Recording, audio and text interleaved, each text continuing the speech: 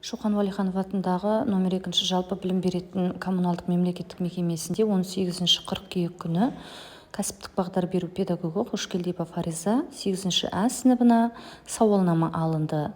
Сыныпта 26 оқушы барлығы түгел қатысты. Сынып жетекшісі Мақұлбекова Гүлшат апай. Сауалнамада оқушылардың бейіндік пәндеріне қарасты ой-пікірлері білінді.